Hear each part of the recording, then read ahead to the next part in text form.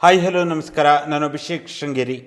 ಇವತ್ತಿನ ಈ ಒಂದು ವಿಶೇಷ ಸಂದರ್ಶನದಲ್ಲಿ ನಮ್ಮ ಜೊತೆ ಅಡ್ಗದ್ದೆ ಗ್ರಾಮ ಪಂಚಾಯಿತಿಯಲ್ಲಿ ಮೊದಲ ಬಾರಿ ಸದಸ್ಯರಾಗಿ ಮೊದಲ ಬಾರಿಯೇ ಸದಸ್ಯರ ಅಧ್ಯಕ್ಷರಾಗಿಯೂ ಕೂಡ ಸೇವೆಯನ್ನು ಸಲ್ಲಿಸಿ ಅದರ ಜೊತೆಯಲ್ಲಿ BJPಯಲ್ಲಿ ಹಲವಾರು ಸಂಘಟನೆ ಜವಾಬ್ದಾರಿಗಳನ್ನು ಅತ್ಯಂತ ಯಶಸ್ವಿಯಾಗಿ ನಿರ್ವಹಿಸಿ ಹಿಂದೂ ಜಾಗರಣ ವೇದಿಕೆಯಲ್ಲಿ 10 ವರ್ಷಗಳ ಕಾಲ ಸೇವೆಯನ್ನು ಸಲ್ಲಿಸಿ ನಂತರದಲ್ಲಿ ಬೇರೆ ಬೇರೆ ರಾಷ್ಟ್ರೀಯ ಸ್ವಯಂ ಸೇವಕ ಸಂಘದಲ್ಲಿಯೂ ಕೂಡ ಸೇವೆಯನ್ನು ಸಲ್ಲಿಸಿ ಪ್ರಸ್ತುತ ಅಡ್ಗದ್ದೆ ಗ್ರಾಮ ಪಂಚಾಯಿತಿಯ ಸದಸ್ಯರಾಗಿ BJP ಶೃಂಗೇರಿ ತಾಲೂಕಿನ ಕಸ್ಬಾ ಹೋಬಳಿಯ BJP ಮಹಾಶಕ್ತಿ ಕೇಂದ್ರದ ಅಧ್ಯಕ್ಷರಾಗಿಯೂ ಕೂಡ ಸೇವೆಯನ್ನು ಸಲ್ಲಿಸುತ್ತಿರುವಂಥ ಶ್ರೀಯುತ ರಾಘವೇಂದ್ರ ಹಂಚಿಲಿ ನಮ್ಮ ಜೊತೆ ಇದ್ದಾರೆ.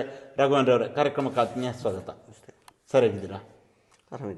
ರಾಘವೇಂದ್ರ ಅವರೇ, ಮೊದಲನೇದಾಗಿ ಮೊದಲ ಬಾರಿ ಚುನಾವಣೆಗೆ ಸ್ಪರ್ಧೆ ಮಾಡ್ತೀರಾ. ಮೊದಲ ಚುನಾವಣೆಯಲ್ಲಿ ಗೆಲುವನ್ನು ಸಾಧಿಸಿ ಹತ್ತತ್ರ 5 ವರ್ಷಗಳಾಗ್ತಾ ಬಂದಿದೆ. ಮೊದಲ ಬಾರಿ ಗ್ರಾಮ ಪಂಚಾಯತ್ ಸದಸ್ಯರಾಗಿ ಆಯ್ಕೆ ಆಗಿರುವಂಥದ್ದು ಎಷ್ಟು ಖುಷಿ ಇದೆ ನಿಮಗೆ? ಒಂದು ಹೊಸ ಅನುಭವ. ಅಂದರೆ ಸೇವಾ ಮನೋಭಾವನೆಯಲ್ಲಿ ಹೆಚ್ಚಿನ ತೊಡಗಿಸ್ಕೊಂಡು ಬಂದಂಥ ನಾನು. ಹೋರಾಟದಲ್ಲೂ ಕೂಡ 27-28 ಕೇಸು, ಒಂದು 7-8 ಬಾರಿ ಜೈಲು, ಎಲ್ಲದನ್ನು ದಾಟ್ಕೊಂಡು ಬಂದಿರುವಂಥದ್ದು. ಇನ್ನು ಹೇಳಲಿಕ್ಕೆ ಹೋದರೆ ನಮ್ಮ ತಂದೆ ತುರ್ತು ಪರಿಸ್ಥಿತಿ ಸಂದರ್ಭದಲ್ಲಿ ಹೋರಾಟ, ಶೃಂಗೇರಿಗೆ ಇಂದಿರಾ ಗಾಂಧಿ ಬಂದಾಗ ಕಪ್ಪು ಬಾವುಟ ಹಿಡಿದಿದ್ದು, ಅವರು ಕೂಡ ಜೈಲಿಗೆ ಹೋದವರು. ಅದೆಲ್ಲದೂ ಒಂದು ಮುಂದಿನ ಒಂದು ಇದು. ಇನ್ನು ಕೆಳಕರೆ ಸಂಘಟನೆ, ನಾನು ಹೆಚ್ಚು ಕಡಿಮೆ ರಾಷ್ಟ್ರೀಯ ಸ್ವಯಂ ಸೇವಕ ಸಂಘದ ಒಂದು 35 ವರ್ಷ ಸಂಪರ್ಕ ನನಗಿದೆ. ನನಗೊಂದು 47ನೇ ವರ್ಷ, 35 ವರ್ಷದ ಸಂಪರ್ಕ ಇದೆ ನನಗೆ. ಆ ಸಂಘದ ಒಂದಷ್ಟು ಚಟುವಟಿಕೆ, ನಂತರದಲ್ಲಿ ಸಂಘದ ಮುಖಾಂತರ ಜಾಗರಣ ವೇದಿಕೆಯ ಒಂದಷ್ಟು ಈ ಬಾಬರಿ ಮಸೀದಿ ಧರಿಸಿದಂಥ ಒಂದು ದಶಮಾನೋತ್ಸವ ಆಚರಿಸಿದ್ದು. ಡಿಸೆಂಬರ್ 6ಕ್ಕೆ ಬಾಬರಿ ಮಸೀದಿ ಧರಿಸಿದ ಒಂದು 10 ವರ್ಷದ ಒಂದು ಕಾರ್ಯಕ್ರಮ, 10ನೇ ವರ್ಷದ ಒಂದು ಕಾರ್ಯಕ್ರಮ, ದಶಮಾನೋತ್ಸವ ಅಂಥೇಳಿ. ಬಾಬರಿ ಮಸೀದಿ ಧ್ವಂಸ ಮಾಡಿದ ಆ ಒಂದು ನೆನಪನ್ನು ಸಮಾಜದೊಳಗಡೆ ಅದನ್ನ ಇನ್ನೂ ಜಾಗೃತ ಮಾಡೋ ದೃಷ್ಟಿಯಿಂದ ಸಾಮೂಹಿಕ ಸತ್ಯನಾರಾಯಣ ರಥ ಇಡೀ ನಮ್ಮ ಶೃಂಗೇರಿ ತಾಲೂಕಿನ ಮಟ್ಟದಲ್ಲಿ ಹಿಂದೂ ಜಾಗರಣ ವೇದಿಕೆ ಸಂದರ್ಭದಲ್ಲಿ ಮಾಡಿರುವಂಥದ್ದು. ತಾಲೂಕಲ್ಲಿ 11 ಕಡೆ ನಾವು ಸಾಮೂಹಿಕ ಸತ್ಯನಾರಾಯಣ ರಥ ಮಾಡಿ ಆಯಕಟ್ಟಿನ ಜಾಗಗಳು, ಕೆರೆಕಟ್ಟೆ, ಶೀರ್ಲು, ಮಲ್ಲಿಕಾರ್ಜುನ ಬೆಟ್ಟ, ಕಾವಡಿ, ಕೆಳ್ಳೊಳ್ಳಿ ಈಶ್ವರ ದೇವಸ್ಥಾನ, ಆನೆಗುಂದ ಅಗ್ರಹಾರ, ಈ ಥರ ಎಲ್ಲ ಕಡೆನೇ ಮಾಡಿ ಜನಜಾಗೃತಿ ಮಾಡುವಂಥದ್ದು. ಯಾವ ಕಾರಣಕ್ಕೆ ಆ ಧ್ವಂಸ ಆಯಿತು, ಅದ್ರ ಹಿನ್ನೆಲೆ ಏನು, ಅದ್ರ ಬಗ್ಗೆ ಒಂದು ನಾವು ಜಾಗೃತಿ ಮಾಡ್ಕೋಬೇಕು. ಅಂದರೆ ನೀವೀಗ ಸಂಘಟನೆ ಆಗಿರ್ಬೋದು, ಹಿಂದೂ ಜಾಗರಣ ವೇದಿಕೆ, ರಾಷ್ಟ್ರೀಯ ಸ್ವಯಂ ಸೇವಕ ಸಂಘದಲ್ಲಿ ಹೆಚ್ಚಿನದಾಗಿ ನೀವು ತೊಡಗಿಸ್ಕೊಂಡಿರುವಂಥದ್ದು. ನಿಮಗೆ 13-14 ವರ್ಷ ವಯಸ್ಸಿದ್ದಾಗ ನೀವು ಆ ಒಂದು ಚಟುವಟಿಕೆ ತೊಡಗಿಸ್ಕೊಂಡಿರುವಂಥದ್ದು. ಏನು ಆ ಒಂದು ಸಂಘಟನೆ ಬಗ್ಗೆ ಯಾಕೆ ಅಷ್ಟೊಂದು ಆಸಕ್ತಿ? ಅಂದರೆ ನಾನು ಉಳುವೆ ಶಾಖೆ ಹೋಗ್ತಿದ್ದನು. ಉಳುವೆ ಶಾಲೆಯಲ್ಲಿ ಶಾಖೆ ಇತ್ತು. ಆ ಸಂದರ್ಭದಲ್ಲಿ ಇಲ್ಲಿ ಆನೆಗೊಂದದಿಂದ ಭೀಮ್ ಭಟ್ ಅಂತೇಳಿ, ಸುಬ್ರಹ್ಮಣ್ಯ ಭಟ್ ಅಂತ ಕರೀತಾರೆ, ಅವರಿಗೆ ಇನ್ನೊಂದು ಹೆಸರು ಭೀಮ್ ಭಟ್ ಅಂತ ಕರೀತಾಯಿದ್ರು. ನಂತರದಲ್ಲಿ ಶೃಂಗೇರಿ ಶ್ರೀಕಾಂತ್ ಮೆಡಿಕಲ್, ಅವರೆಲ್ಲರೂ ಬಂದು ವಾರದಲ್ಲಿ ಒಂದು ದಿವಸ ಶಾಖೆ ಮಾಡ್ತಿದ್ರು, ಗುರುಪೂಜೆ ಮಾಡ್ತಿದ್ರು. ಆ ಸಂದರ್ಭದಲ್ಲಿ ನಮ್ಮ ಅಪ್ಪಯ್ಯನ ಸಂಪರ್ಕ ಅವರಿಗೆಲ್ಲ ಇರೋದ ಕಾರಣಕ್ಕೋಸ್ಕರ ನನಗೂ ಶಾಖೆಗೆ ಹೋಗಲಿಕ್ಕೆ ಪ್ರೇರಣೆ ಸಿಕ್ತು, ಹೋದೆ. ನಂತರದಲ್ಲಿ ಎಲ್ಲೋ ಒಂದು ಕಡೆ ಸಂಘದ ಕ್ಯಾಂಪ್ಗಳಿಗೂ ನನ್ನ ಕರೆದ್ರು. 1-2 ಸಲ ನಾನು ತಪ್ಪಿಸ್ಕೊಂಡಿದ್ದೆ. ಆದರೆ ಅದು ಏನೋ ಕಾರಣಕ್ಕೆ ನನ್ನ ಹಿಡಿಲೇಬೇಕು ಅಂತೇಳಿ ಹಿಡಿದಾಕಿರು, ಸಂಘದೊಳಗೆ ಹೋದೆ. ನಂತರದಲ್ಲಿ ಅಲ್ಲಿಯ ಒಂದು ಚಟುವಟಿಕೆ ನನಗೆ ಹಿಡಿಸ್ತಾ ಬಂತು. ನೀವು ಸಂಘದೊಳಗೆ ಹೋದ ನಂತರ ಪುನಃ ಅಲ್ಲಿಂದ ಹೊರಗೆ ಬರಬೇಕು ಅಂತ ಯಾವತ್ತು ಅಂತಿಲ್ವಾ? ಇಲ್ಲ,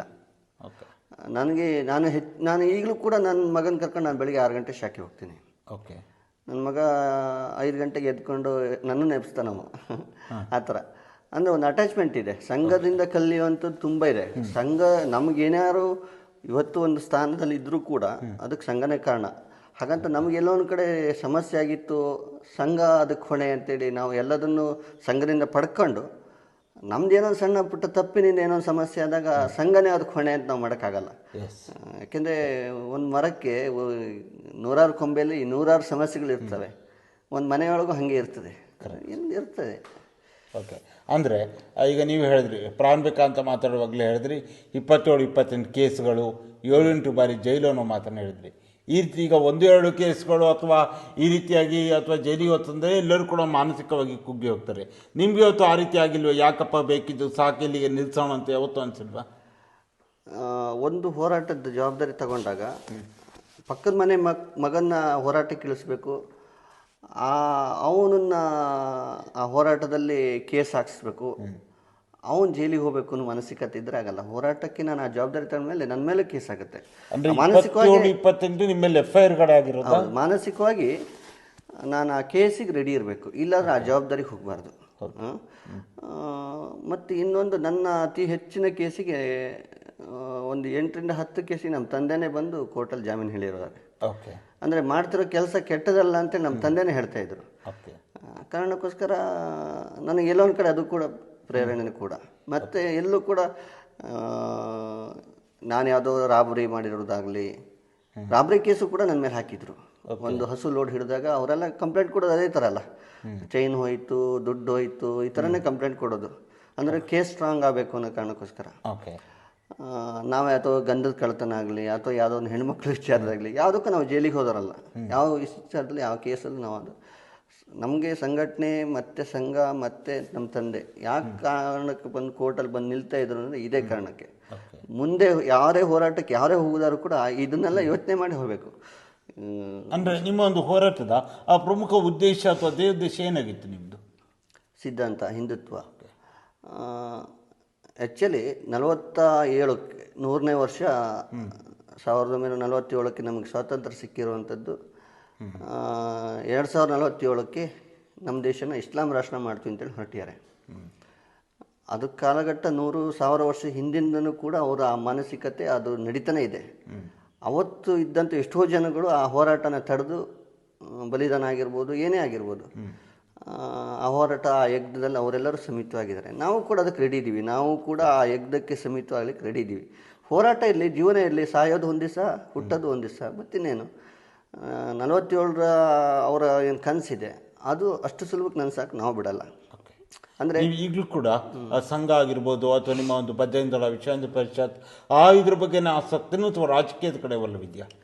ನನಗೆ ಸೇವಾ ಮನೋಭಾವನೆ ಇರುವಂಥದ್ದು ಜಾಸ್ತಿ. ನನ್ನ ಕೈಯಲ್ಲಿ 10 ರೂಪಾಯಿ ದುಡ್ಡಿದೆ ಅಂದರೂ ಕೂಡ ನಾನು ಅದರಲ್ಲಿ 9 ರೂಪಾಯಿ ಇನ್ನೊಬ್ರಿಗೆ ಕೊಟ್ಟು ಬರುವಂಥ ಮನುಷ್ಯ. ನಾನು ಅದೇ ಮಾನಸಿಕತೆ. ರಾತ್ರಿ 12 ಗಂಟೆಗೆ ಫೋನ್ ಬಂದರೂ ಕೂಡ ನಾನು ಎದ್ದು ಹೋಗೋನು. ಹಾಸ್ಪಿಟ್ಲು ಅದು ಇದು ಏನೇನೋ ಇರ್ತವೆ. ಒಂದು ವೆಹಿಕಲ್ ಮನೇಲಿದೆ ಅಂದರೆ, ಇವತ್ತು ಎಲ್ಲರ ಮನೇಲಿ ವೆಹಿಕಲ್ ಇದೆ. ಈಗ ಒಂದು 20 ವರ್ಷ ಹಿಂದೆ ಯಾವುದೇ ವೆಹಿಕಲ್ಗಳು ಇರಲಿಲ್ಲ. ಕರೆಕ್ಟ್. ನನಗೆ ರಾತ್ರಿ 10 ಗಂಟೆ 11 ಗಂಟೆಲೆಲ್ಲ ಫೋನ್ ಬರ್ತಿತ್ತು. ಯಾರ್ಯಾರೂ ಆ್ಯಕ್ಸಿಡೆಂಟು. ಕೈಯಲ್ಲಿ ದುಡ್ಡು ಇಟ್ಕೊಂಡೇ ಹೋಗ್ತಿದ್ದೆ. ಅಲ್ಲೋಗೋದು, ಹಾಸ್ಪಿಟ್ಲಲ್ಲಿ ಅವರಿಗೆ ದುಡ್ಡು ಇದೆಯಾ ಇಲ್ಲ ಕೈಲಿದ್ದು ಕೊಡೋದು ಮಾಡೋದು, ಏನೋ ಒಂದಷ್ಟು ಮಾತು ಯಾವಾಗಲೂ ಕೊಡ್ತಾರೆ, ಅವ್ರು ವಾಪಸ್ ಕೊಡ್ತಾರೆ. ಅಂದರೆ ಆ ಸಂದರ್ಭಕ್ಕೆ ಬೇಕಿತ್ತು. ಆ ಥರ ಒಂದಷ್ಟು ಚಟುವಟಿಕೆಯಲ್ಲಿ ಬಂದೋದು. ಮತ್ತು ರಾಜಕೀಯ ಉಂಟಲ್ಲ, ನನಗೆ ಇದು ಸರಿ ಕಾಣ್ತಿಲ್ಲ. ಇಲ್ಲಿ ನೇರ ಇದ್ದ ಮನುಷ್ಯನಿಗೆ ರಾಜಕೀಯ ಅಲ್ಲ. ಯಾಕೆಂದರೆ ನಾನು ನಮ್ಮಲ್ಲಿ 9 ಜನ ಇದ್ದಾರೆ, ಎಲ್ಲರೂ ಒಳ್ಳೆಯವರೇ. ಗ್ರಾಮ ಪಂಚಾಯತಿಯ ಎಲ್ಲ ಸ್ಟಾಫ್ಗಳು ಕೂಡ ತುಂಬ ಒಳ್ಳೆಯವರಿದ್ದಾರೆ. ನನ್ನ ಅದೃಷ್ಟನೇ ಇರಬೇಕು. ನಾನು ಅಧ್ಯಕ್ಷ ಆದಾಗ ಎಲ್ಲರೂ ತುಂಬ ಒಳ್ಳೆಯವರೇ ಸಿಕ್ಕಿದ್ರು. ತುಂಬ ಒಳ್ಳೆಯ ಕೆಲಸನೂ ಆಯಿತು. ಆದರೆ ನೀವು 10 ಕೆಲಸ ಮಾಡಿಕೊಡಿ, 11ನೇ ಕೆಲಸ ನೀವು ಮಾಡಿಕೊಟ್ಟಿಲ್ಲ ಅಂದರೆ ಅವರಿಗೆ ಅದೊಂದು ವಿಚಾರದಲ್ಲಿ ಬೇಸರ. ಕರೆಕ್ಟ್. ಆ್ಯಕ್ಚುಲಿ ನನ್ನ ಕಾವಡಿ ಗ್ರಾಮ ಈಗ 5 ವರ್ಷದ ಹಿಂದೆ ನಾನು ಮಾಡಿದ ಕೆಲಸ ನಾನು ಹೇಳ್ಕೊಳ್ಬಾರ್ದು, ಜನರು ಹೇಳ್ಕೊಳ್ತಾರೆ. ಆದರೆ ಹೇಗಿತ್ತು ರಸ್ತೆಗಳು, ಎಲ್ಲ ಎದುರುಗಡೆಯಿಂದ ವೆಹಿಕಲ್ ಬಂದರೆ ಸೈಡ್ ಕೊಡೋಕ್ಕೆ ಜಾಗ ಇರಲಿಲ್ಲ. ಎಲ್ಲರೂ ಒಂದು ಹಂತಕ್ಕೆ ಇಡೀ ಕಾವಡಿ ಗ್ರಾಮದ ಎಲ್ಲ ರಸ್ತೆನೂ ಒಂದು ಶೇಪಿಗೆ ತಗೊಂಡಿದ್ದೀನಿ ನಾನು. ಯಾವುದೋ ಒಂದು ರೂಪದಲ್ಲಿ ಏನೊಂದು ಮೈಂಡ್ ತೊಗೊಂಡು ನಾನು ಮಾಡ್ತಾ ಬಂದೀನಿ ಯಾವುದೋ ರೂಪದಲ್ಲಿ. ಎಷ್ಟು ಕೆಲಸ ಮಾಡಿಕೊಟ್ರು ಕೂಡ ಇನ್ನೊಂದೇನೋ ಒಂದು ನಿರೀಕ್ಷೆಯಲ್ಲಿ ಇರ್ತಾರೆ. ಆದರೆ ನಮ್ಗೆ ಒಂದು ದುರದೃಷ್ಟನೇ ಏನೋ, ನಾವು ಗ್ರಾಮ ಪಂಚಾಯತಿ ಬೋರ್ಡ್ ಅಲೈನ್ಸ್ ಆದಲ್ಲಿಂದ ನಮ್ಮ ಪಕ್ಷ ಅಧಿಕಾರದಲ್ಲಿ ಇಲ್ಲ. ಕರೆಕ್ಟ್. ಮತ್ತು ನಮ್ಮ ಪಕ್ಷದ ಒಬ್ಬ ತಾಲೂಕ್ ಪಂಚಾಯತಿ ಮೆಂಬರ್ ಇಲ್ಲ, ನಮ್ಮ ಪಕ್ಷದ ಒಬ್ಬ ಜಿಲ್ಲಾ ಪಂಚಾಯತಿ ಮೆಂಬರು ಇಲ್ಲ. ಈಗ ಅಧಿಕೃತವಾಗಿ ಯಾವ ಪಕ್ಷದ ಜಿಲ್ಲಾ ಪಂಚಾಯತಿ ಮೆಂಬರು ಇಲ್ಲ, ಯಾವ ತಾಲೂಕ್ ಪಂಚಾಯತಿ ಮೆಂಬರು ಇಲ್ಲ. ತಾಲೂಕ್ ಪಂಚಾಯತಿಯ ಅನುದಾನ, ಜಿಲ್ಲಾ ಪಂಚಾಯತಿಯ ಅನುದಾನ ಯಾವುದೇ ಬಂದರೂ ಕೂಡ ಒಂದು ಸಲನೇನೋ ನಮ್ಮ ಗ್ರಾಮ ಪಂಚಾಯತಿಗೆ ಆ್ಯಕ್ಷನ್ ಪ್ಲ್ಯಾನ್ ಮಾಡೋಕ್ಕೆ ಬಂದಿತ್ತು. ಓಕೆ. ಗ್ರಾಮ ಪಂಚಾಯತಿ ಸದಸ್ಯರು ಫೈನಲ್ ಮಾಡೋದು ಅಂತೇಳಿ ನಾವೆಲ್ಲರೂ ಏನೋ ನಮಗೊಂದು ಅವಕಾಶ ಸಿಗ್ತಲ್ಲ ಅಂತೆಲ್ಲ ರೆಡಿ ಮಾಡ್ದು ಆ್ಯಕ್ಷನ್ ಪ್ಲ್ಯಾನ್ ಮಾಡಿ ಕಳಿಸ್ದು. ಅದಕ್ಕೆ ಅಧ್ಯಕ್ಷರು ಸ್ಥಳೀಯ ಶಾಸಕರಾಗಿರ್ತಾರೆ. ಲಾಸ್ಟಿಗೆ ಎಲ್ಲೋ ಒಂದು ಕಡೆ ಅಲ್ಲಿಯ ಲೋಕಲ್ ಆ ಪಕ್ಷದ ಕಾರ್ಯಕರ್ತರು ಏನು ಫೈನಲ್ ಮಾಡ್ತಾರೋ ಅದು ಫೈನಲ್ ಆಯಿತು. ನಮ್ಮ ಆ್ಯಕ್ಷನ್ ಪ್ಲ್ಯಾನನ್ನು ಸೈಡಿಗೆ ಹಾಕಿದ್ರು. ಓಕೆ. ಅಂದರೆ ಇಡೀ 5 ವರ್ಷದಲ್ಲಿ ಒಂದು ಪಕ್ಷದ ಅಧಿಕಾರ ಇಲ್ಲದೇ ಇರೋ ಪಕ್ಷದ ಒಂದು ಕಾರ್ಯಕರ್ತರಾಗಿ ನಾವು ಒಂದು ಪಂಚಾಯತಿ ಸದಸ್ಯರಾಗಿ ಇದ್ದಿದ್ದು. ನಮ್ಮ ಬೋರ್ಡು ಕೂಡ ಅದೇ ಥರ ಇದ್ದಿದ್ದು. ಯಾವುದೇ ಸರ್ಕಾರದ ರಾಜ್ಯ ಸರ್ಕಾರದ ಅನುದಾನಗಳು ನಮಗೆ ಹೆಚ್ಚಿಗೆ ಲಭ್ಯವಿಲ್ಲ. ಅಂದರೆ ನಿಮಗೆ ಒಂದು ಬಾರಿ ಅಧ್ಯಕ್ಷರಾಗಲು ಕೂಡ ಎರಡನೇ ಅವಕಾಶ ಸಿಗುತ್ತೆ. ಅಧ್ಯಕ್ಷರಾಗಿ ಕೂಡ ನೀವು ಅರ್ಗದೆ ಗ್ರಾಮ ಪಂಚಾಯತಿಯಲ್ಲಿ ಸೇವೆಯನ್ನು ಸಲ್ಲಿಸಿದ್ದೀರಾ. ಆ ಅಧ್ಯಕ್ಷರಾಗಿ ನಿಮ್ಮ ಒಂದು ಅರ್ಗದೆ ಗ್ರಾಮ ಪಂಚಾಯತ್ ವ್ಯಾಪ್ತಿಗೆ ರಾಘವೇಂದ್ರ ಅವರ ಕೊಡುಗೆ ಏನು? ಒಂದು, ರಾಜ್ಯ ಸರ್ಕಾರ ಕರ್ನಾಟಕದಲ್ಲಿ ಅಧಿಕೃತವಾಗಿ ಸಿದ್ದರಾಮಯ್ಯ ಅವರು ಘೋಷಣೆ ಮುಖ್ಯಮಂತ್ರಿ ಆದಾಗ ಅವರು ಎಲೆಕ್ಷನ್ ಟೈಮಲ್ಲಿ ಒಂದಷ್ಟು ಯೋಜನೆಗಳನ್ನು ಘೋಷಣೆ ಮಾಡಿದರು. ಶಕ್ತಿ ಯೋಜನೆ, ಗ್ಯಾರಂಟಿ ಏನೇನೋ ಒಂದಷ್ಟು ಘೋಷಣೆ ಮಾಡಿದರು. ನಾನು ಗ್ರಾಮ ಪಂಚಾಯತಿ ಅಧ್ಯಕ್ಷ ಆಗಿ ಮೊದಲ ದಿನ ಫಸ್ಟ್ ನನ್ನ ಭಾಷಣದಲ್ಲೇ ನಾನು ಹೇಳಿದ್ದೆ, ರೈತ ನಿಧಿ ಮತ್ತು ಶಾಲೆ ಮಕ್ಕಳಿಗೆ ಒಂದು ಸ್ಕಾಲರ್ಶಿಪ್ ಘೋಷಣೆ ಮಾಡಿದ್ದೆ, ವಿದ್ಯಾನಿಧಿ ಅಂತೇಳಿ. ಮತ್ತು ರೈತ ಅಂದರೆ ಎಷ್ಟೋ ವರ್ಷದಿಂದ ರೈತ ದುಡಿಮೆ ಮಾಡಿರ್ತಾನೆ, ಅವನಿಗೋಸ್ಕರ ಅವನು ಬೆಳೆದಿದ್ದರೂ ಕೂಡ ಅವನು ತಗೊಂಬರೋದಾದ್ರೆ ಕಷ್ಟ ಅಲ್ಲ, ಆ ದೇಶಕ್ಕೆ ಹೊರೆ ಅಲ್ಲ. ಅವನು ಬೆಳೆದು ಅವನ ಮನೆಗಾದರೂ ದುಡ್ದಿರ್ಬೋದು ಅಥವಾ ಸ್ವಲ್ಪ ಹೊರಗೆ ಕೊಟ್ಟಿರ್ಬೋದು, ಅಂದರೆ ದೇಶಕ್ಕೋಸ್ಕರ ಅವನು ದುಡ್ದಿರ್ತಾನೆ. ಅಂಥ 60-70 ವರ್ಷದ ಮುದುಕರನ್ನು ಕರ್ಕೊಂಡ್ಬಂದು ಸನ್ಮಾನ ಮಾಡಿದು. ಈ ವರ್ಷ ಸಾಗುವಳಿ ಮಾಡಿದರೆ ನನ್ನ ಪಂಚಾಯತಿ ವ್ಯಾಪ್ತಿ ಒಳಗಡೆ ಯಾರೇ ಸಾಗುವಳಿ ಮಾಡಲಿ, ಅವನಿಗೆ 5 ಗುಂಟೆ ಖಾತೆ ಇರಲಿ, 10 ಗುಂಟೆ ಇರಲಿ ಅಥವಾ 10 ಎಕರೆ ಇರಲಿ, ಒಬ್ಬ ಖಾತೆದಾರನಿಗೆ ಈ ವರ್ಷ ಅವನು ಗದ್ದೆ ಸಾಗುವಳಿ ಮಾಡಿದರೆ 1,000 ರೂಪಾಯಿ ನನ್ನ ಕಡೆಯಿಂದ ಸಹಾಯಧನ. ಮತ್ತು ನನ್ನ ಪಂಚಾಯತಿ ವ್ಯಾಪ್ತಿ ಒಳಗಡೆ ಒಂದು ಹೈಸ್ಕೂಲ್ ಬರುತ್ತೆ, ತೊರೆಡ್ಲ ಹೈಸ್ಕೂಲ್. ಅಲ್ಲಿ ಒಂದು 150 ಮಕ್ಕಳಿದ್ದಾವೆ. ಆ ಎಲ್ಲ ಮಕ್ಕಳನ್ನ ತಗೊಂಡಾಗ ಗದ್ದೆಯಲ್ಲಿ ಒಂದು ದಿವಸ ಚಟುವಟಿಕೆ ಮಾಡಿಸಿದ್ರು. ಆ ಗದ್ದೆಯಲ್ಲಿ ಆ ಅರಿವು ಮೂಡಬೇಕು, ಆ ಬೆಳೆಯೋದು ಎಷ್ಟು ಕಷ್ಟ, ನಾವು ಎಷ್ಟು ವೇಸ್ಟ್ ಮಾಡ್ತೀವಿ, ಅದ್ರ ಬಗ್ಗೆ ಎಷ್ಟು ತಾತ್ಸಾರ ನಮಗೆ. ಇವತ್ತೆಲ್ಲ ಒಂದು ಕಡೆ ನೀವು ಮದುವೆ ಮನೆಗೆಲ್ಲ ಹೋಗೋದ್ನಾಗ ಈ ಮದುವೆ ಮಂಟಪದಲ್ಲಿ ಅಕ್ಷತೆ ಕಾಳು ಹಾಕಿರ್ತಾರೆ. ಸಾಮಾನ್ಯವಾಗಿ ಎಲ್ಲೋ ನೋಡಿ ಬೇಕಾದ್ರೆ ಯಾರು ಕೂಡ ಚಪ್ಪಲಿ ಶೂ ಯಾವುದನ್ನು ಬಿಚ್ಚಲ್ಲ, ಮಂಟಪಕ್ಕೆ ಹೋಗ್ತಾರೆ. ಇಡೀ ಇದರೊಳಗಡೆ ಅಕ್ಷತೆಗೆ ಬಿದ್ದಿರ್ತದೆ. ಅದು ಏನು, ಅದ್ರ ಮೆಸೇಜ್ ಏನು, ಅದ್ರ ಅರಿವು ಮೂಡಿಸೋಕ್ಕೋಸ್ಕರ ನಾವು ಆ ಚಟುವಟಿಕೆ ಮಾಡಿದೆ. ಗದ್ದೆ ಒಳಗೆ ನಂಗೆ 2 ಸೀಸನ್ ಸಿಕ್ತು. ಮಕ್ಕಳನ್ನ ತನಕ ಗದ್ದೆಲಿ ಇಳಿಸೋದು, ಅವಕ್ಕೆಲೆ ನಟ್ಟಿ ಮಾಡಿಸೋದು, ಅದ್ರ ಬಗ್ಗೆ ಒಂದು ಅರಿವು ಮೂಡಿಸೋದು, ಆ ಭತ್ತದ ತಳಿ ಬಗ್ಗೆ ಅವಕ್ಕೆಲ್ಲ ಹೇಳುವಂಥದ್ದು, ಹಿಂದೆ ಇದ್ದಿದ್ದ ಭತ್ತದ ತಳಿಗಳ ಬಗ್ಗೆ. ಮತ್ತು 1 ಗಂಟೆ ಅದ್ರ ಬಗ್ಗೆ ಸಂಪನ್ಮೂಲ ವ್ಯಕ್ತಿಗಳನ್ನ ಕರ್ಕೊಂಡ್ಬಂದು ಬೌದ್ಧಿಕ ಕೊಡಿಸುವಂಥದ್ದು, ಆ ಥರ ಮಾಡಿದ್ರು. ನಂತರದಲ್ಲಿ 50,000 ರೂಪಾಯಿ ರಾಷ್ಟ್ರೀಯ ಸೈನಿಕ ನಿಧಿ. ನಾನು ನನ್ನ 2 ವರ್ಷ ಈ ಸೀಸನ್ ಏನು ರೈತರ ಸೀಸನ್ ಸಿಕ್ಕಿತ್ತು, 2 ವರ್ಷನೂ ಸೈನಿಕ ನಿಧಿ ಕಳಿಸ್ತು 50,000 ರೂಪಾಯಿ. ಅಂದರೆ ಹೇಗೆ ಅಂದರೆ ಆ ಸೈನಿಕರ ಕುಟುಂಬದಲ್ಲಿ ಏನಾದ್ರು ಪ್ರಾಬ್ಲಮ್ ಆದಾಗ ಆ ದುಡ್ಡು ಆ ಕುಟುಂಬಕ್ಕೆ ಬಳಸ್ತಾರೆ. ನಮ್ಮ ಕಡೆಯಿಂದ ನಮ್ಮ ಗ್ರಾಮ ಪಂಚಾಯತಿ ಕಡೆಯಿಂದ, ಅಂದರೆ ಗ್ರಾಮ ಪಂಚಾಯತಿ ದುಡ್ಡು ನಾನು ಬಳಸಲಿಲ್ಲ, ನಾನು ಸಂಗ್ರಹ ಮಾಡಿದ ದುಡ್ಡು ನಾನು ಬಳಸಿದೆ. ಅದನ್ನು ಗ್ರಾಮ ಭಾರತ ಟ್ರಸ್ಟ್, ಒಂದು ರಿಜಿಸ್ಟ್ರೇಷನ್ ಆಗಿರುವಂಥ ಗ್ರಾಮ ಭಾರತ ಟ್ರಸ್ಟ್ ಮುಖಾಂತರ ಎಲ್ಲ ರೈತರಿಗೂ 1,000 ರೂಪಾಯಿ ಚೆಕ್ ಕೊಟ್ಟಿದ್ದೀನಿ. ಎಲ್ಲ ಅವಧಿಯಲ್ಲಿ ಈಗ ನೀವೇನು ಮಾಡಿದ ಕೆಲಸ ಕಾರ್ಯಗಳು ವೈಯಕ್ತಿಕವಾಗಿ ರಾಘವೇಂದ್ರ ಅವರಿಗೆ ಖುಷಿ ಇದೆಯಾ? ನೀವು ಅಧ್ಯಕ್ಷರ ಸಂದರ್ಭದಲ್ಲಿ ಮಾಡಿದಂಥ ಕೆಲಸಗಳು ನನಗೆ ತುಂಬ ಖುಷಿ ಇದೆ. ಇನ್ನೂ ಹೇಳೋಕೆ ರಾಷ್ಟ್ರೀಯ ಸಂಘಟನಾ ಕಾರ್ಯದರ್ಶಿ ಸಂತೋಷ್ ಕುಮಾರ್ ಅಂತ ಹೇಳ್ತಾರೆ, ಅವರು ಕೂಡ ನಂಗೆ ಪತ್ರ ಬರೆದಿದ್ರು ನನ್ನ ಈ ಎಲ್ಲ ಒಂದು ಚಟುವಟಿಕೆ ಬಗ್ಗೆ. ಅಂದರೆ ಒಂದು ರಾಜ್ಯ ಸರ್ಕಾರ ಮಾಡಿರುವಂಥ ಗ್ಯಾರಂಟಿ ಯೋಜನೆಗೆ ಒಂದು ಸಣ್ಣ ಕೌಂಟರ್ ಕೊಟ್ಟಿದ್ದೀನಿ ನಾನು. ಇದೊಂದು ಕಾನ್ಸೆಪ್ಟು, ಇದನ್ನು ರಾಷ್ಟ್ರ ಮಟ್ಟದಲ್ಲಿ ಇಂಪ್ಲಿಮೆಂಟ್ ಮಾಡೋದಂತಾದರೆ ತುಂಬ ಒಳ್ಳೆ ಕಾನ್ಸೆಪ್ಟ್ನ ಮಾಡಿರುವಂಥದ್ದು. ಅಂದರೆ ದೇಶಕ್ಕೆ ರೈತ ಎಷ್ಟು ಇಂಪಾರ್ಟೆಂಟು ಅಷ್ಟೇ ಇಂಪಾರ್ಟೆಂಟು ಸೈನಿಕ. ಪ್ರಾಡಕ್ಟ್ ಯಾವುದಕ್ಕೆಲ್ಲ ಶಾಲೆ ಅಲ್ವಾ?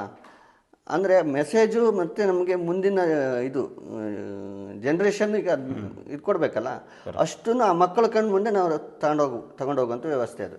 ಅಂದರೆ ಸೈನಿಕರು ರೈತರು ಇಬ್ಬರು ಇಲ್ಲದೇ ನಮ್ದು ಏನೂ ನಡೆಯಲ್ಲ. ನಾವಿವತ್ತು ಆರೋಗ್ಯವಾಗಿ ಇದ್ದೀವಿ ಅಂತ ಹೇಳಕ್ಕೆ ಹೋದರೆ ರೈತ ಎಲ್ಲ ಒಂದು ಕಡೆ ಬೆಳೆದ್ರಂಥ ಬೆಳೆ ನಾವು ಯೂಸ್ ಮಾಡಿರೋದ್ರಿಂದ ನಾವು ನೆಮ್ಮದಿಯಾಗಿದ್ದೀವಿ ಅಂದರೆ ಸೈನಿಕರಿಂದ. ನಮ್ಮ ಮುಂದಿನ ಜನ್ರೇಷನಿಗೆ ಅದು ಗೊತ್ತಾಗಬೇಕಲ್ಲ, ಅದಕ್ಕೋಸ್ಕರ ನಾನು ಶಾಲೆ ಹಿಡ್ಕೊಂಡೆ. ಅಂದರೆ ಸರ್ಕಾರ ಈ ಲೆವೆಲ್ಲಿಗೆ ಇಂಪ್ಲಿಮೆಂಟ್ ಮಾಡುವಂಥ ಇಚ್ಛಾಶಕ್ತಿ ಇದ್ದಂಥ ಒಳ್ಳೆಯ ವ್ಯಕ್ತಿಗಳು ಎಲ್ಲರೂ ಬಂದರೆ ಮುಂದೆ ಮಾಡಲಿಕ್ಕೆ ಸಾಧ್ಯತೆ ಇದೆ ಅಂತ ಹೇಳೋದಕ್ಕೆ ನಾನು ಸಣ್ಣದೊಂದು ಕ್ಲಿಪ್ ಅಷ್ಟೇ. ಸಾಧ್ಯತೆ ಇದೆ ಅಷ್ಟೇ.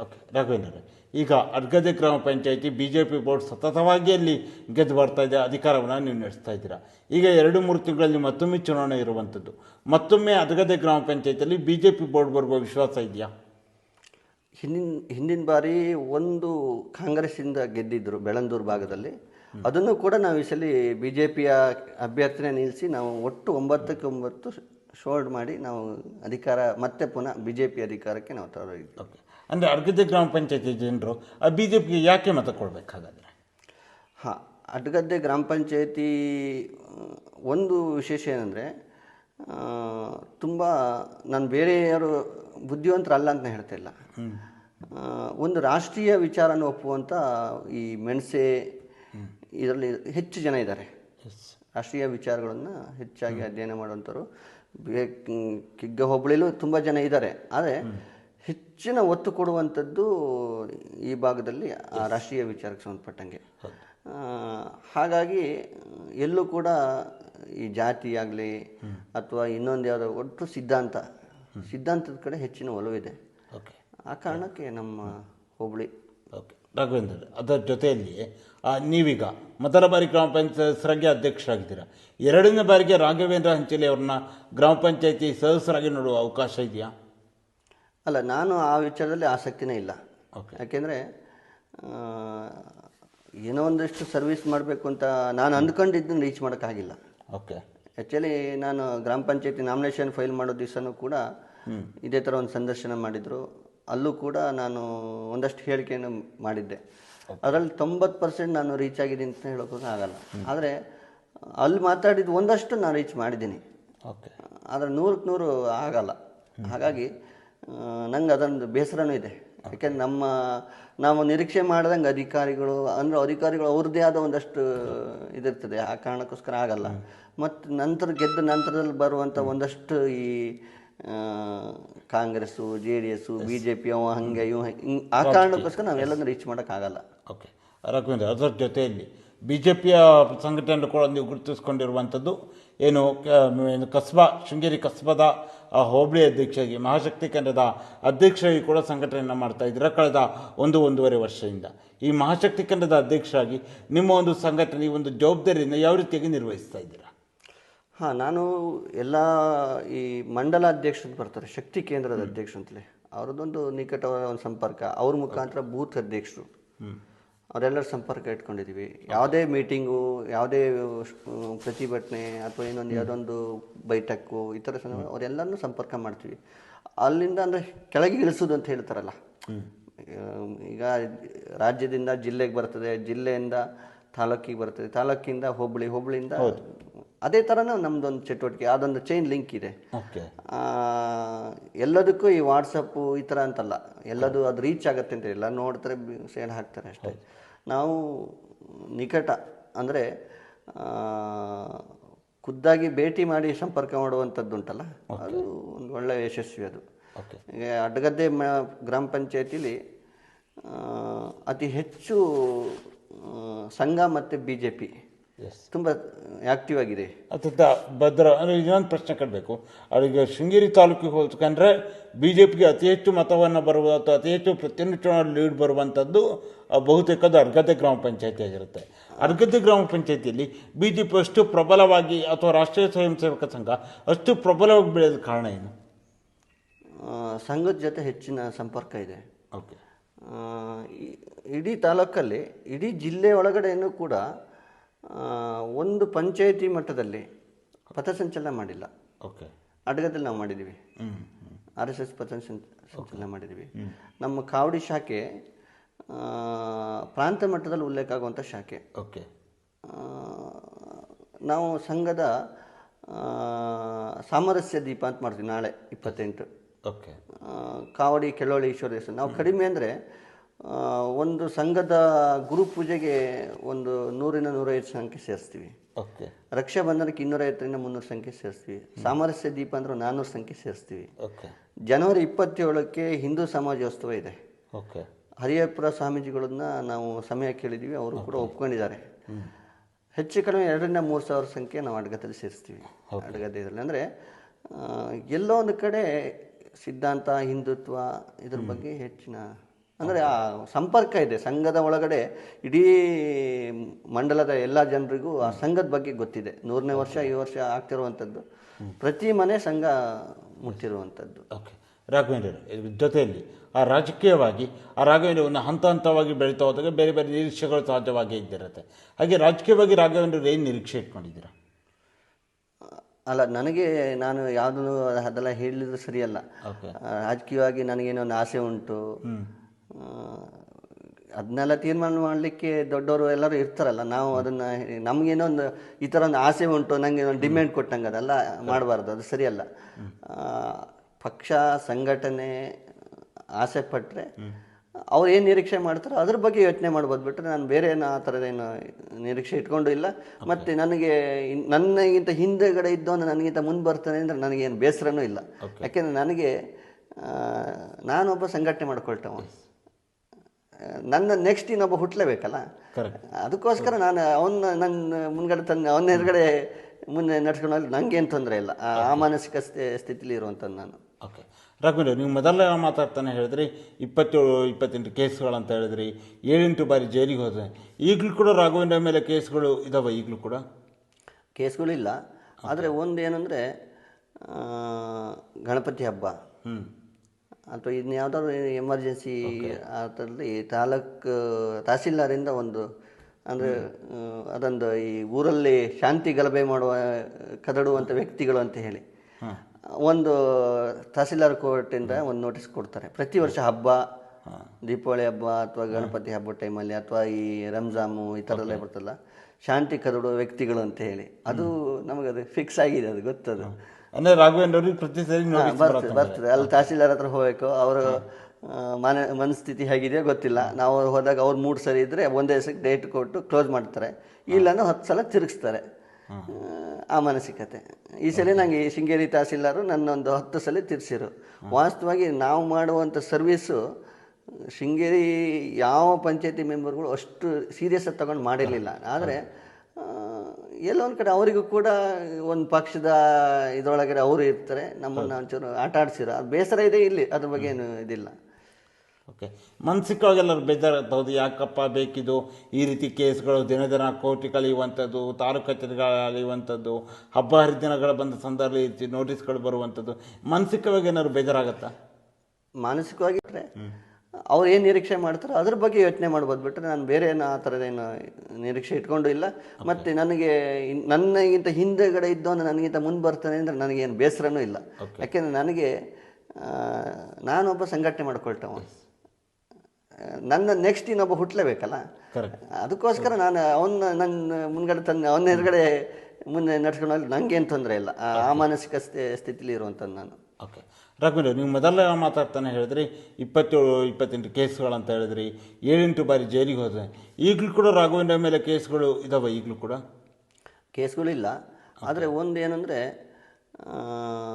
ಗಣಪತಿ ಹಬ್ಬ ಅಥವಾ ಇನ್ನು ಯಾವುದಾದ್ರು ಎಮರ್ಜೆನ್ಸಿ ಆ ಥರದಲ್ಲಿ ತಹಸೀಲ್ದಾರಿಂದ ಒಂದು ಅಂದರೆ ಅದೊಂದು ಈ ಊರಲ್ಲಿ ಶಾಂತಿ ಗಲಭೆ ಮಾಡುವ ಕದಡುವಂಥ ವ್ಯಕ್ತಿಗಳು ಅಂತ ಹೇಳಿ ಒಂದು ತಹಸೀಲ್ದಾರ್ ಕೋರ್ಟಿಂದ ಒಂದು ನೋಟಿಸ್ ಕೊಡ್ತಾರೆ. ಪ್ರತಿ ವರ್ಷ ಹಬ್ಬ, ದೀಪಾವಳಿ ಹಬ್ಬ ಅಥವಾ ಗಣಪತಿ ಹಬ್ಬ ಟೈಮಲ್ಲಿ ಅಥವಾ ಈ ರಂಜಾಮು ಈ ಥರದಲ್ಲೇ ಬರ್ತಲ್ಲ, ಶಾಂತಿ ಕದಡುವ ವ್ಯಕ್ತಿಗಳು ಅಂತ ಹೇಳಿ. ಅದು ನಮಗದು ಫಿಕ್ಸ್ ಆಗಿದೆ, ಅದು ಗೊತ್ತದು. ಅಂದರೆ ರಾಘವೇಂದ್ರ ಅವ್ರಿಗೆ ಪ್ರತಿ ಸರಿ ಬರ್ತದೆ. ಅಲ್ಲಿ ತಹಸೀಲ್ದಾರ್ ಹತ್ರ ಹೋಗಬೇಕು. ಅವರು ಮನಸ್ಥಿತಿ ಹೇಗಿದೆಯೋ ಗೊತ್ತಿಲ್ಲ. ನಾವು ಹೋದಾಗ ಅವ್ರು 3 ಸರಿ ಇದ್ದರೆ ಒಂದೇ ದಿವಸಕ್ಕೆ ಡೇಟ್ ಕೊಟ್ಟು ಕ್ಲೋಸ್ ಮಾಡ್ತಾರೆ, ಇಲ್ಲಾಂದ್ರೆ 10 ಸಲ ತಿರುಗಿಸ್ತಾರೆ. ಆ ಮಾನಸಿಕತೆ. ಈ ಸಲ ನನಗೆ ಶೃಂಗೇರಿ ತಹಸೀಲ್ದಾರು ನನ್ನೊಂದು 10 ಸಲ ತಿರ್ಸಿರು. ವಾಸ್ತವವಾಗಿ ನಾವು ಮಾಡುವಂಥ ಸರ್ವೀಸು ಶೃಂಗೇರಿ ಯಾವ ಪಂಚಾಯತಿ ಮೆಂಬರ್ಗಳು ಅಷ್ಟು ಸೀರಿಯಸ್ ಆಗಿ ತಗೊಂಡು ಮಾಡಿರಲಿಲ್ಲ. ಆದರೆ ಎಲ್ಲೋ ಒಂದು ಕಡೆ ಅವರಿಗೂ ಕೂಡ ಒಂದು ಪಕ್ಷದ ಇದರೊಳಗಡೆ ಅವರು ಇರ್ತಾರೆ, ನಮ್ಮನ್ನು ಒಂಚೂರು ಆಟ ಆಡಿಸಿರೋ ಅದು ಬೇಸರ ಇದೆ. ಇಲ್ಲಿ ಅದ್ರ ಬಗ್ಗೆ ಏನು ಇದಿಲ್ಲ. ಓಕೆ, ಮಾನಸಿಕವಾಗಿ ಎಲ್ಲರೂ ಬೇಜಾರಾಗ್ತದೆ. ಯಾಕಪ್ಪ ಬೇಕಿದು ಈ ರೀತಿ ಕೇಸ್ಗಳು ದಿನ ದಿನ ಕೋರ್ಟಿ ಕಳೆಯುವಂಥದ್ದು, ತಾಲೂಕು ಕಚೇರಿಗಳಲ್ಲಿರುವಂಥದ್ದು, ಹಬ್ಬ ಹರಿದಿನಗಳ ಬಂದ ಸಂದರ್ಭದಲ್ಲಿ ನೋಟಿಸ್ಗಳು ಬರುವಂಥದ್ದು, ಮಾನಸಿಕವಾಗಿ ಏನಾದ್ರು ಬೇಜಾರಾಗತ್ತಾ? ಮಾನಸಿಕವಾಗಿ ತುಂಬ ನಾವು ಅದನ್ನು ಖಿನ್ನತೆಗೆ ಒಳಪಟ್ಟಿದ್ದೀವಿ, ಇಲ್ಲ ಅಂತಿಲ್ಲ. ಯಾಕೆಂದರೆ ನಮ್ಮ ತಂದೆ 75, ಅವ್ರು ತೀರ್ಕೊಳ್ಳೋಕೆ 85 ವರ್ಷ. ಓಕೆ, ಆ ತೀರ್ಕೊಳ್ಳೋಕಾರೆ ಒಂದು 3 ವರ್ಷ ಮುಂಚೆ ಕಾಲ್ ಫ್ಲೆಕ್ಚರ್ ಆಗಿತ್ತು. ನಮ್ಮ ತಾಯಿ ಹಾರ್ಟ್ ಪೇಷೆಂಟು, ಅವರನ್ನು ನೋಡ್ಕೊಳ್ಳುವಂಥ ಜವಾಬ್ದಾರಿ ಕೂಡ ನಮ್ಮ ಮೇಲೆ ಇತ್ತು. ಮತ್ತು ಸಂಸಾರಗಳು, ಈ ಮನೆ ಮದುವೆ ಆಗಿ ಸ್ಟಾರ್ಟಿಂಗು ಈ ಥರದ ಹೋರಾಟ, ಇವರಿಗೆಲ್ಲ ಹೊಸ್ತು ಬಂದವರಿಗೆಲ್ಲ ಸ್ವಲ್ಪ ಅವರಿಗೂ ಇರಿಟೇಷನ್ ಆಗ್ತಿರ್ತದೆ. ಹಂಗಾಗಿ ಒಂದಷ್ಟು ಬೇಸರನ ಆಗ್ತಾ ಇತ್ತು. ಆದರೆ ಹಾಗಂತ ನಾವು ಯಾವುದೋ ಒಂದು ಸಿದ್ಧಾಂತನ ರಾಜಿ ಮಾಡಿಕೊಂಡು ಅದರಿಂದ ಹಿಂದೆ ಹೋಗುವಂಥದ್ದು ಸರಿಯಲ್ಲ. ಎಲ್ಲದೂ ಫೇಸ್ ಮಾಡಲೇಬೇಕಲ್ಲ. ಕರೆಕ್ಟ್. ರಾಘವೇಂದ್ರ, ಕೊನೆಯದಾಗಿ ನೀವು ರಾಷ್ಟ್ರೀಯ ಸ್ವಯಂ ಸೇವಕರಿಂದ ಬೆಳೆದು ಬಂದ ಹಾದಿ, ಹಿಂದೂ ಜಾಗರಣ ವೇದಿಕೆಯಲ್ಲಿ 10 ವರ್ಷಗಳ ಕಾಲ ಸೇವೆ, BJP ಮಹಾಶಕ್ತಿ ಕೇಂದ್ರದ ಅಧ್ಯಕ್ಷರಾಗಿರೋ ವಿಚಾರ, ಗ್ರಾಮ ಪಂಚಾಯತ್ ಸದಸ್ಯರು, ಎಲ್ಲ ವಿಚಾರಗಳ ಕುರಿತಾಗಿ ಒಬ್ಬ ಹೋರಾಟಗಾರರಾಗಿ ಕೊನೆಯದಾಗಿ ಏನು ಹೇಳಕ್ಕೆ ಬಯಸ್ತೀರಾ? ನಾನು ಹೇಳ್ತಿರೋದು, ಹಿಂದೆ ಬರ್ತಾ ಇದ್ದಂಥ ಹೆಚ್ಚು ಆಸಕ್ತಿಯಿಂದ ಇವತ್ತಿನ ಹುಡುಗರು ಹೊರಗೆ ಬರಲ್ಲ. ಕಾರಣ ಏನಂದರೆ, ಮನೇಲಿ ಅಪ್ಪ ಅಮ್ಮ, ಈಗಿನ ಮೀಡಿಯಾ, ಕೆಲವೊಂದಷ್ಟು ವ್ಯವಸ್ಥೆಗಳು, ಆ ಎಲ್ಲ ಕಾರಣಕ್ಕೋಸ್ಕರ, ಮತ್ತು ನನ್ನ ಮಗ ಏನೋ ಒಂದು ಕಡೆ ಏನೋ ಹೋದರೆ ಇನ್ನೇನೋ ಸಿಕ್ಕಾಕೊಂಡ್ಬಿಡ್ತಾನೆ ಅಂತ ಭಯ. ಆ ಕಾರಣಕ್ಕೋಸ್ಕರ ಹೋರಾಟ ಮನೋಭಾವನೆ ಈಗಿನ ಹುಡುಗರಲ್ಲಿ ಇಲ್ಲ. ಈಗಿನ ಈ ಮೊಬೈಲು, IPL ಹಿಂಗಿದ್ದೇನೋ ಮ್ಯಾಚ್, ಕ್ರಿಕೆಟು, ಆ ಕಾರಣಕ್ಕೋಸ್ಕರ ಹೋರಾಟ ಮನೋಭಾವನೆ ರೂಪಿಸ್ಕೊಳ್ತಾ ಇಲ್ಲ. ಆ್ಯಕ್ಚುಲಿ ಇವತ್ತಿನ ಹುಡುಗರು ಅತಿ ಹೆಚ್ಚಾಗಿ ಹೊರಗಡೆ ಜಗತ್ತು, ಇವತ್ತಿನ ಮೊಬೈಲ್ ಯುಗ, ಈ ಮ್ಯಾಚು ಎಲ್ಲರೂ ದುಡ್ಡಿಗೋಸ್ಕರ ಆಡೋವಂಥದ್ದು. ಇವ್ರ ಸಮಯನ ಹಾಳು ಮಾಡ್ಕೊಂಡು TV ಮುಂದೆನೋ ಅಥವಾ ಇನ್ಯಾವ್ದ್ರ ಮುಂದೆ ಕೂತಿರ್ತಾರೆ. ನಾನೇನಾಗಬೇಕು ಅನ್ನೋ ಒಂದು ಕಲ್ಪನೆ ಇಲ್ಲದೇ ಅಲ್ಲಿ ಹೋಗಿ ಜೀವನ ಹಾಳು ಮಾಡ್ಕೊಳ್ತಾರೆ. ಅದು ತಪ್ಪು. ತನ್ನನ್ನು ತಾನು ಸಂಪೂರ್ಣ ಸಮರ್ಪಣೆ ಮಾಡ್ಕೊಳ್ಳೋಕ್ಕಾಗುತ್ತಾ ಇಲ್ಲ. ಆದರೆ ದೇಶದ ಬಗ್ಗೆ, ಸಿದ್ಧಾಂತದ ಬಗ್ಗೆ, ರಾಷ್ಟ್ರೀಯ ವಿಚಾರ ಬಗ್ಗೆ ಹೆಚ್ಚು ಅಧ್ಯಯನ ಮಾಡೋದು ಒಳ್ಳೆಯದು. ಯಾಕೆಂದರೆ ನೋಡಿ, ಇವತ್ತು ತುಂಬ ನಾನು ಒಂದು 10-20 ವರ್ಷ ಹಿಂದೆ ಕೆರೆಕಟ್ಟೆ ಭಾಗದಲ್ಲಿ ಸಾಮೂಹಿಕ ಸತ್ಯಾಗ್ರಹ ಎಲ್ಲ ಮಾಡ್ತಾ ಬಂದಿತ್ತು. ಅದ್ರ ಫಲ ಈಗೊಂದು 2 ವರ್ಷದ ಈಚೆಗೆ ಆ ಭಾಗದಲ್ಲಿ ಸಂಘದ ಚಟುವಟಿಕೆಗೆ ಒಂದು ಸ್ವಲ್ಪ ಪುಷ್ಟಿ ಸಿಗ್ತಾ ಇದೆ. ಕೆರೆಕಟ್ಟೆ ಭಾಗದಲ್ಲಿ ಅಂದರೆ ಅವತ್ತು ಹಾಕಿದ ಒಂದು ಇದು ಇವತ್ತು ಅದು ಮೊಳಕೆ ಹೊಡಿತಾ ಇದೆ. ಆ ಸಂದರ್ಭದಲ್ಲಿ ಒಂದಷ್ಟು ವ್ಯವಸ್ಥೆ ಒಳಗಡೆನೂ ಇದಾಯಿತು. ಕೆರೆಕಟ್ಟೆ ಭಾಗದಲ್ಲಿ ನಕ್ಸಲ್ ಚಟುವಟಿಕೆ ಬಂತು. ನಂತರದಲ್ಲಿ ಅಭಯಾರಣ್ಯ ಅವ್ರನ್ನ ಬಿಡಿಸುವಂಥದ್ದು ಅದೆಲ್ಲ ಆಯಿತು. ಮತ್ತು ಈಗಿನ ಮಲೆನಾಡು ಭಾಗದಲ್ಲಿರುವಂಥ ರೋಗ, ತೊಂಡೆ ರೋಗ, ಎಲೆ ಚುಕ್ಕಿ ರೋಗ, ಆರ್ಥಿಕತೆ ಎಲ್ಲದೂ ಇದಾಯಿತು. ಎಲ್ಲರೂ ಬೇರೆ ಬೇರೆ ಕಡೆ ಹೋಗ್ತಾ ಬಂದರು.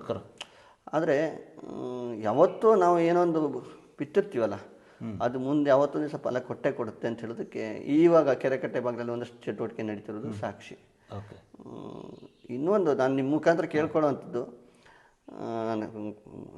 ಪರ್ಟಿಕ್ಯುಲರಾಗಿ ಹೇಳಲೇಬೇಕು ಅಂತ ಅಂದ್ಕೊಂಡಿದ್ದೆ. ಕೆರೆಕಟ್ಟೆ ಭಾಗದಲ್ಲಿ ಈ ಅಭಯಾರಣ್ಯದ ವ್ಯಾಪ್ತಿಯ ಒಳಗಡೆ ಒಂದಷ್ಟು ಜನರಿಗೆ ಪರಿಹಾರದ ವಿಚಾರಕ್ಕೆ ಸಂಬಂಧಪಟ್ಟಾಗೆ 15 ಲಕ್ಷ 20 ಲಕ್ಷ ಯಾರಿಗಾರು ಪೆಟ್ಟಾದಾಗ, ತೀರ್ಕೊಂಡಾಗ ತಗೊಂಡೋಗಿ ಕೊಡುವಂಥದ್ದು, ಅದೆಲ್ಲದಕ್ಕಿಂತನೂ ಒಂದು ವ್ಯವಸ್ಥಿತವಾದ ಒಂದು ಶಾಶ್ವತವಾದಂತಹ ಪರಿಹಾರ ಅವರ ಬದುಕಿಗೆ ಅನುಕೂಲ ಆಗುವ ನಿಟ್ಟಿನಲ್ಲಿ. ಕೇಳಿದ್ರೆ ಹೇಳ್ತಾರೆ ಅವರಿಗೆ ಜಮೀನಿಗೆ ರೆಕಾರ್ಡ್ ಇಲ್ಲ ಅಂತ ಹೇಳ್ತಾರೆ. ಅವರಿಗಿರೋ ಜಮೀನು ಕಡಿಮೆ, ಅವ್ರಿಗೆ ಅಷ್ಟು ಪರಿಹಾರ ಕೊಡೋಕ್ಕೆ ಬರಲ್ಲ ಅಂತ ಹೇಳ್ತಾರೆ. ಆದರೆ ನನಗನ್ಸೋದು, ಆ ಭಾಗದ ಜನರು 50 ವರ್ಷದಿಂದ 100 ವರ್ಷದಿಂದ ಆ ಭಾಗದಲ್ಲಿ ಯಾವುದೇ ಚುನಾವಣೆ ಇರಲಿ, ರಾಷ್ಟ್ರೀಯ ವಿಚಾರದಲ್ಲಿ ಅವ್ರಿಗೆ ಮನೆಗೆ ರೆಕಾರ್ಡ್ ಇಲ್ಲದೆ ಇದ್ರೂ ಕೂಡ ಅವನಿಗೆ ಓಟಿನ ಹಕ್ಕಿತ್ತು. ಎಲೆಕ್ಷನ್ ಟೈಮಲ್ಲಿ ಅವ್ನು ಯಾರನ್ನ ಆಯ್ಕೆ ಮಾಡ್ತಾನೆ ಅವನ ಜವಾಬ್ದಾರಿ ಅವ್ನು ಮಾಡ್ತಾ ಬಂದಿದ್ದ. ಅವನಿಗೆ ಮನೆಗೆ ರಿಕಾರ್ಡ್ ಮಾಡ್ಕೊಳ್ಲಿಕ್ಕೆ ಅವನಿಗೆ 108 ಸಮಸ್ಯೆ ಇರ್ಬೋದು. ಅವನಿಗೆ ರಿಕಾರ್ಡ್ ಅವನಿಗೆ ಎಜುಕೇಷನ್ ಸಮಸ್ಯೆ ಇರ್ಬೋದು, ಏನೇ ಇರ್ಬೋದು. ಆದರೆ ಅವನ ಹಕ್ಕನ್ನು ಜವಾಬ್ದಾರಿ ಮಾಡಿದ್ದ. ಅವನಲ್ಲಿ ಮೂಲ ನಿವಾಸಿ ಅಂತ ಹೇಳೋದಕ್ಕೆ ಅದಕ್ಕಿಂತ ಬೇರೆ ದಾಖಲೆ ಇಲ್ಲ. ಅವನಿಗೆ ನಾನು ಹೇಳೋದು, ಅವನಿಗೆ ಏನೇ ರಿಕಾರ್ಡ್ ಇಲ್ಲದೆ ಇರಲಿ, ರಿಕಾರ್ಡ್ ಇದ್ದವರಿಗೆ ಏನೊಂದು ಫಿಕ್ಸ್ ಮಾಡ್ತಾರಲ್ಲ, ಏನೂ ರಿಕಾರ್ಡ್ ಇಲ್ಲದೆ ಇದ್ದರೂ ಕೂಡ ಅವರಿಗೊಂದು ರೇಟ್ ಇದು ಫಿಕ್ಸ್ ಮಾಡಬೇಕು. ಒಂದು ಪ್ಯಾಕೇಜ್ ಒಂದು 50 ಲಕ್ಷನ 60 ಲಕ್ಷನ ಏನು ಇಲ್ಲದೆ ಇದ್ದರೂ ಕೂಡ ಅವನಿಗೆ, ನಿಮಗೆ ನೋಡಿ, ಸಿಹಿ ನೀರಲ್ಲಿರುವಂಥ ಮೀನನ್ನು ತಗೊಂಡೋಗಿ ಸಮುದ್ರದ ನೀರಿಗೆ ಬಿಡಿ, ಬದುಕಕ್ಕೆ ಆಗಲ್ಲ. ತಗೊಂಡೋಗಿ ಇಲ್ಲಿಂದ ತಗೊಂಡೋಗಿ ಇಲ್ಲೆಲ್ಲ ಹಾಕಿರೋ, ಈ ಭದ್ರಾ ಲಕ್ಕೊಳ್ಳಿ ಡ್ಯಾಮಿನ ಜನ ತನಗೆ ಅಲ್ಲೆಲ್ಲ ಇದ್ರ ಶಿವಮೊಗ್ಗದ ಹತ್ರ ಆ ಕಡೆ ಎಲ್ಲ ತನಕ ಹಾಕಿರೋ, ಅದರಲ್ಲಿ ಎಷ್ಟು ಜನ ಎಷ್ಟು ಜೀವನ ಕರೆಕ್ಟಾಗಿ ಲೀಡ್ ಮಾಡೋಕ್ಕಾಗಲ್ಲ, ಕಷ್ಟ. ಅಂದರೆ ಸಿಹಿ ನೀರಲ್ಲಿರುವಂಥ ಪ್ರಾಣಿಗೆ ಇಲ್ಲಿ ಅವರು ನಮ್ಮ ಕಾಡಿನ ಮಧ್ಯೆ ಬದುಕ್ತಿರುವಂಥದ್ದು, ಅವ್ರಿಗೆ ಶೃಂಗೇರಿ ಸಮೀಪನೇ, ಶೃಂಗೇರಿಯ ಅವರಿಗೆ ಶೃಂಗೇರಿ ಸಂಪರ್ಕ ಬಿಟ್ಟೋಗಬಾರ್ದು. ಆ ಥರದ ಜಾಗದ ಒಳಗಡೆ ಅವ್ರಿಗೆ ವಾಸಕ್ಕೆ ಯೋಗ್ಯ ಜಾಗ ಮಾಡಿಕೊಟ್ರು ಓಕೆ. ಇಲ್ಲ ಅಂದರೆ ಅವ್ರಿಗೆ ಇಷ್ಟ ಬಂದಂಗೆ ಅವರನ್ನೆಲ್ಲ ಸಭೆ ಸೇರಿಸಿ ಅವ್ರಿಗೆ ಇಷ್ಟ ಬಂದಂಗೆ ಅವ್ರಿಗೊಂದು ಪ್ಯಾಕೇಜ್ ಮಾಡಿ, ಏನೂ ರಿಕಾರ್ಡ್ ಇಲ್ಲದೆ 1-2 ಗುಂಟೆ ಮನೆ ಕಟ್ಕೊಂಡಿದ್ರು ಕೂಡ ಅವನಿಗೆ 25ರಿಂದ 50 ಲಕ್ಷದವರೆಗೆ ಅವನಿಗೆ ಕೊಡಬೇಕು. ಯಾಕೆಂದರೆ ಅವನ ಜವಾಬ್ದಾರಿ ಎಲ್ಲೂ ಬಿಟ್ಟಿಲ್ಲ. ಗ್ರಾಮ ಪಂಚಾಯತಿ ಚುನಾವಣೆಗೆ ಓಟ್ ಹಾಕಿರ್ತಾನೆ, ಇವ್ರು ಬಿಡೋದಿಲ್ಲ. ಕರೆಕ್ಟ್. ಯಾವ ಕ್ಯಾಂಡಿಡೇಟ್ ನಾನಾದರೂ ಕೂಡ ಬಿಡಲ್ಲ, ಹೋಗಿ ಅವ್ರನ್ನ ಹೊತ್ಕೊಂಡೋಗಿ ವೆಹಿಕಲ್ ತಗೊಂಡೋಗಿ ಅವ್ನು ಕರ್ಕೊಂಬಂದು ಓಟ್ ಹಾಕ್ಸ್ತೀವಿ. ಆದ್ರೆ ಅವ್ನು ಮಾಡಿರ್ತಾನೆ. ಹೌದು, ಅವನ ಜವಾಬ್ದಾರಿ ಅವ್ನು ಕರೆಕ್ಟಾಗಿ ಮಾಡತ್ತಾಗ ಅವನಿಗೆ ಕರೆಕ್ಟಾಗಿ ಮಾನಸಿಕವಾಗಿ ನೆಮ್ಮದಿಯಾಗಿರುವಷ್ಟು ಪ್ಯಾಕೇಜು ಅವನೇನು ಬಾಂಗ್ಲಾದೇಶದಿಂದ ಬಂದು ಕೂತಿರೋದೇನಲ್ಲ ತಾನೆ, ಇಲ್ಲಿನ ಮೂಲ ನಿವಾಸಿ. ಹೌದು, ಅವನಿಗೆ ಕೊಡೋ ವ್ಯವಸ್ಥೆ ಮಾಡಬೇಕು. ಓಕೆ ರಾಘವೇಂದ್ರ, ಇದುವರೆಗೂ ಈ ಒಂದು ಸಂದರ್ಶನದಲ್ಲಿ ಭಾಗವಹಿಸಿ ನೀವು ಅತ್ಯಂತ ಚಿಕ್ಕ ವಯಸ್ಸಿನಲ್ಲಿಯೇ ರಾಷ್ಟ್ರೀಯ ಸ್ವಯಂ ಸೇವಕ ಸಂಘಕ್ಕೆ ಹೋದ ವಿಚಾರ ಆಗಿರ್ಬೋದು, ಹಿಂದೂ ಜಾಗರಣ ವೇದಿಕೆ ಸಂದರ್ಭದಲ್ಲಿ ನೀವು ಮಾಡಿರುವಂತಹ ಒಂದು ಸಂಘಟನೆ ಆಗಿರ್ಬೋದು, ನಂತರ ರಾಜಕೀಯಕ್ಕೆ ಬಂದು ಮೊದಲ ಬಾರಿ ಗ್ರಾಮ ಪಂಚಾಯತ್ ಸದಸ್ಯರಾಗಿ ಅಧ್ಯಕ್ಷರಾಗಿ ಅರ್ಗದೆ ಗ್ರಾಮ ಪಂಚಾಯತಿ ನಿಮ್ಮ ಒಂದು ಬೂತ್ ವ್ಯಾಪ್ತಿಯಲ್ಲಿ ನೀವು ಮಾಡಿರುವಂಥ ಅಭಿವೃದ್ಧಿ ಕೆಲಸಗಳಾಗಿರ್ಬೋದು, ಹೊಸ ಹೊಸ ಯೋಜನೆಗಳಾಗಿರ್ಬೋದು, ಕಾರ್ಯಕ್ರಮಗಳಾಗಿರ್ಬೋದು, ಜೊತೆಗೆ BJP ಕಸ್ಬಾ ಮಹಾಶಕ್ತಿ ಕೇಂದ್ರ ಶೃಂಗೇರಿಯ ಅಧ್ಯಕ್ಷರಾಗಿ ನೀವು ಯಾವ ರೀತಿಗೆ ಪಕ್ಷ ಸಂಘಟನೆ ಮಾಡ್ತಿರುವಂಥ ವಿಚಾರಗಳಾಗಿರ್ಬೋದು, ನಿಮ್ಮ ಮೇಲೆ ಬಿದ್ದಂಥ ಪ್ರಕರಣಗಳಾಗಿರ್ಬೋದು, ಜೈಲಿಗೆ ಹೋದ ವಿಚಾರ, ನಿಮ್ಮ ಒಂದು ಹೋರಾಟದ ಸಂಪೂರ್ಣ ವಿಚಾರಗಳನ್ನು ಈ ಒಂದು ಸುದೀರ್ಘವಾಗಿ ಚರ್ಚೆಯಲ್ಲಿ ಭಾಗವಹಿಸಿದ್ದಕ್ಕಾಗಿ ನಮ್ಮ ಸೇರಿ ಸಮಾಚಾರ ತಂಡದ ವತಿಯಿಂದ ನಿಮಗೆ ಹೃತ್ಪೂರ್ವಕ ಧನ್ಯವಾದಗಳು.